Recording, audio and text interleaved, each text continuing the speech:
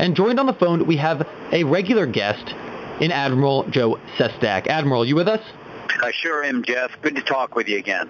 Of course, and I know I've been getting press releases, I guess, it almost seems by the bundle, by the dozens, from people working on the Sestak campaign. Not only are you walking in Philadelphia, in suburbs of Philadelphia, you're going around talking about a lot of prevalent issues to the people of Pennsylvania. And I was wondering if we could start by talking about some of the things you're doing to work with families.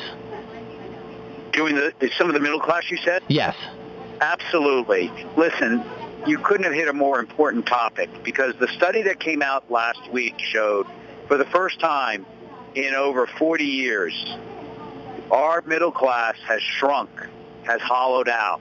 So much so that when you combine the upper income class and the low income class, they are larger than the middle class. You would think the middle class is 80% of America. No. So many people have moved out of the middle class into the lower income that now, combined with the upper class, outpaces the size and the aggregate income, actually, total that the middle class has by the upper class and the lower class combined. It's unbelievable. So I went out and talked up in Scranton about the minimum wage that needs to be done, about the loan, the federal Pell Grant, about the Perkins types of help that you can get, the funding that you can get for technical training. And I wanted to talk about a few of those, if you don't mind going into more detail. Of course, and as we can go into more detail about those, I also, from one of your press releases, I'm looking at some of these facts, and this is, these are about the loans. You're speaking about Perkins loans and Pell Grants and things like that I personally, just coming out of school this past year, applied for and were able to thankfully receive in order to help my family with, the loans and things to put yourself through school. And some of these facts are, national home ownership is at a 20-year low. Over 15% of homeowners still owe more on their mortgages than their home is actually worth. Absolutely. And those are the two that really stuck out to me, because if they owe more on their mortgages than their home is actually worth, how does that kind of even out? That doesn't make any sense.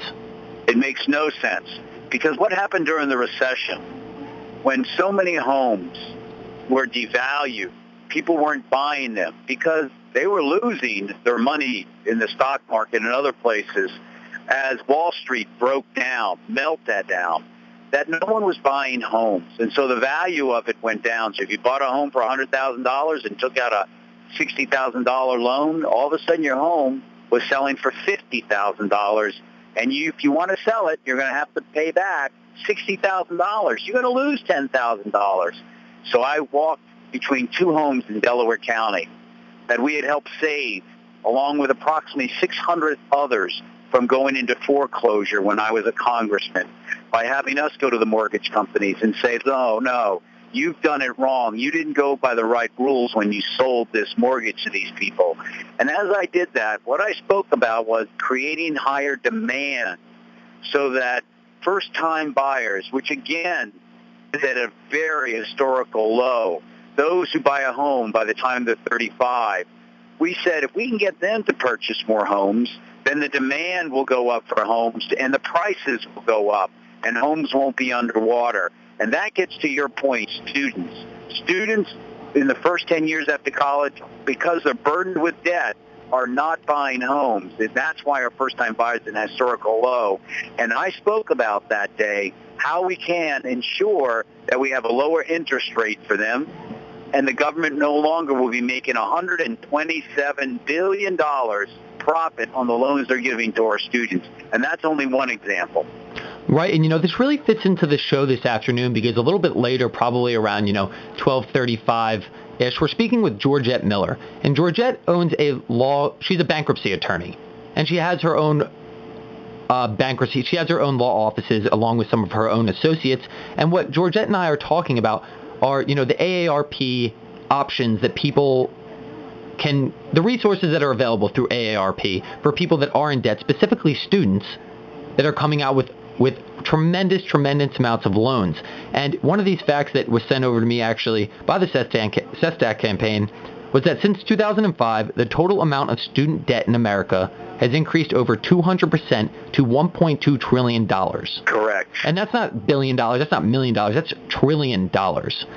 And something that I spoke with Georgette about is managing your debt, especially, during the holiday season, because, students are now coming out with this debt. They come out, they cannot buy a home. If they would like to purchase a car because they have a new job, they aren't able to do so because their student debt is so large. Correct. And something actually on a personal level, I just graduated from school as well in May, and my 6-month grace period is now over as far as, between graduation date and when you are now responsible to pay back the principal amount on your loans. And one of the big things was, if these systems, let's say, Navient or Sallie Mae or people that may distribute student loans to people, they only look at your disposable income and say, well, this is how much you have, so this is how much we're owed. And there isn't much wiggle room, and the thing is, the interest rates skyrocket, and you're actually ending up owing more on your interest rate than your actual loans were to start with. You hit it on the head. And there are ways to address this issue. Right now, the interest rate, for example, in Stafford loans could be cut by over 30%, almost 40%. Instead of basing it on a 10-year Treasury bond, like we historically have done, the interest rate, students no longer are paying off their loans as they used to a decade ago in 7 years. They're taking, the largest group pays it off in about 15 years because they have so much debt. The next large group goes down to about 27 years. If they base the interest rate on half of it on the 10-year Treasury bond, half of it on the 30-year, we cut the interest rate by about 30 to 40%. And by the way, the government no longer makes $127 billion profit. Second, in the GI Bill that I voted for, we ensured that if a vet came home from the war, and let's say he was 45 and he didn't want to go to school on the GI Bill, he could pass that benefit of going to school to his children. I actually have someone on my staff where that happened to. And so why don't we do this? Let a parent take out an IRA savings up to $15,000, pay the tax when they take it out, and gift it at no tax to their child in order to help on a down payment for a home. And third, let's reinstitute the ability to give a tax credit to first-time buyers, the students, who over the next 10 years would have the ability to get a $5,000 tax credit if they buy a home. And so these are smart ways, without adding to the debt, that you can actually spur the ability of a first-time buyer to buy a home while reducing the student burden of debt by lowering the interest rates. And there's other things you can do there and have the demand for housing go up, and therefore homes are no longer underwater. Oh, no, absolutely. I mean, these are some of the things that people and residents of Westchester, people of Pennsylvania, people across the United States need to realize and fight for, because these are things that, people might not take into account. But once you add all of these interest rates and other expenses up, people are paying a tremendous amount of money, and we should be able to fight to bring some of these prices and things that we owe and this debt down. Without it, and it's so important. And by the way, we can pay for the last piece of that, of the three proposals I had, by stopping what's called inversion. That is where a pharmaceutical company, corporation, in the last few weeks decided to let 20% of the firm be purchased by a foreign company. Now, this company, which is really 80% still owned here in America, no longer has to pay a tax. And we lose billions a year, approximately over a decade. You could save towards a $16 or plus billion. And so we could pay for this ability of our students to be able to get in and get a home. And when they buy a home, they buy a lawnmower, or they buy curtains. And that spurs our economy so much more. That's why doing this is good, not just for the individual, but it's good for the student and who has been burdened with debt. And I also want to make sure that we get everything in here that we were supposed to talk about, Admiral Sestak, just to transition a little bit, because I want to fit everything in. I understand you hosted a public town hall meeting in Philadelphia last week, I actually believe a week from today on December 10th, and that was discussing the military and diplomatic strategy to defeat ISIS. That's right. I have been writing and speaking about this on television over the years about ISIS. And I wanted to speak at a very great place down in Philadelphia about national security regard to ISIS. And what I said were 3 points. One, let's make sure that we think thoroughly through the day after the war ends. You don't take the first step in war until you have considered the last step, like they did not do when we went into that tragic misadventure of Iraq, toppled Saddam Hussein, but nobody the next day planned to secure the peace. You need, if you're going to break this caliphate, this ISIS state that's been established, make sure afterwards you know how you're going to secure the peace. So that gets to my second point, which is this caliphate, first of all, foremost, is a state. It is controls a population the size of Norway, the territory the size of Belgium.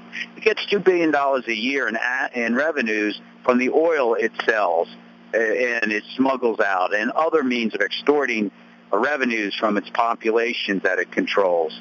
So let's kick the legs out from under that state. Let's go in there and destroy those oil fields. Let's make sure we hit the government bureaucracies of this illegitimate state, and where they can no longer, do the bureaucracy work of extortion and other means and then funneling the money elsewhere. Because that money gives them the power to be a terrorist organization. That's where our military has not properly been focused. And then third, and my final point is diplomatically, to ensure that the ground war is led by the Arab nations. Those there already, countries that are often adversarial to us, Iran, who is on the ground there, and Russia, that do not like ISIS. Let's bring them together under U.S. diplomatic leadership where they are not coordinated today. Coordinate them, and we're going to have to accept some compromise here, like saying that President Assad of Syria, where we want him gone, no, he'll stay for a while because Russia and Iran want him to, and that, therefore, they compromise and pivot principally against ISIS. That's what threatens us today. Assad does not. If we do those three things, bring together a coalition under our leadership, so the ground warfare is done by others, we'll take care of the air. Number two, we focus our military in that air power on destroying the legs of, give the power of money to the state that's been established by ISIS. And third, making sure that when we do anything there, we're conscious that when the war is over, we don't leave the Kurds fighting the Sunnis, the Shias fighting the Sunnis, and that we are able to make sure that we leave behind, by the way we do this, a relative stability so we can finally extradite ourselves from the Middle East, being there day to day with our military. And I was wondering, at that meeting, it was open to the public last week, that meeting, that town hall meeting in Philadelphia that discussed everything that you just mentioned, as well as, other things from ISIS. I was wondering whether or not maybe you could think back to one or two questions that somebody from the public may have asked you that maybe generated a little bit more thought than you had previously given into it. Like, were there any specific questions that stuck out from the public at that meeting? There were two. One of them was that a professor from the University of Pennsylvania asked, would this end state, how it ends, to try to secure the peace, be one where there would be not the same boundaries that were artificially put there by the British when the British Empire broke apart, and they created, not well, an Iraq that had Sunnis and Shias who traditionally have always opposed each other, combined with the Kurds in one state. I told them why that would not be a strict imposition by us.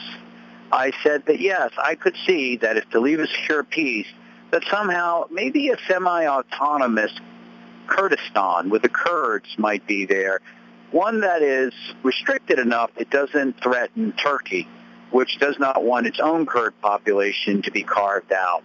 Perhaps if the Sunnis and Shias cannot peacefully live together, that they can be situated appropriately in their own separate entities. A little is not unlike what we did what occurred in the former Yugoslavia at the end of that war.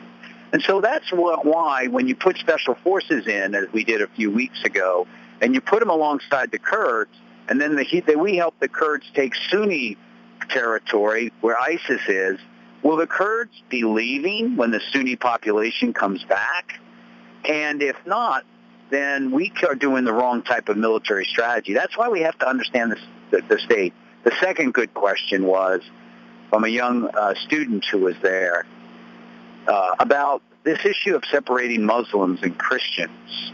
Look, I told her, I walked on the ground in Afghanistan, head of the Navy, when I was head of the Navy's anti-terrorism unit. It was a Muslim country, and I wanted to go after thugs. I wanted to go after, our military did, although my mission was very short, very, very short. Nothing like the Army, the Air Force. I was in, I was out. But we were there to destroy someone, Al-Qaeda, that had struck us. It was an adversary. But then I fought in my carrier battle group to strike from the air those on the ground that were threatening us. And I fought alongside sailors who have the Muslim faith. They would have died for me and I for them. And so if we are all of a sudden going to turn around and make this a religious war, when what it is in a practical military way, the way we look at things is they're bad. They did damage to us, and we're going to take them down. But to begin to become divisive the other way goes against our ideals, our principles of freedom of religion and respecting that ideal. And so that's how I answer the question from the young student. And I know we're tight on time, rather. Unfortunately, as we always do, but we tend to end these interviews, Admiral, with really what can we look forward to, maybe past the holiday or past the new year, heading into 2016 with the Sestak campaign. What's coming up next? Yes, you're going to see us continuing to walk in the shoes of Pennsylvania. In particularly, the issue that we just teed up today, as we spoke a little bit about breaking the backs of our students with debt and trying to not do that any longer, about bringing up the minimum wage to where it does, a level where it doesn't lose jobs, and about trying to ensure that we have an ability to have Perkins loans and student loans. How do you help the middle class and those that want to move into it? So what you're going to see is more ideas and policies, particularly from my book, Walking in Your Shoes to Restore the American Dream.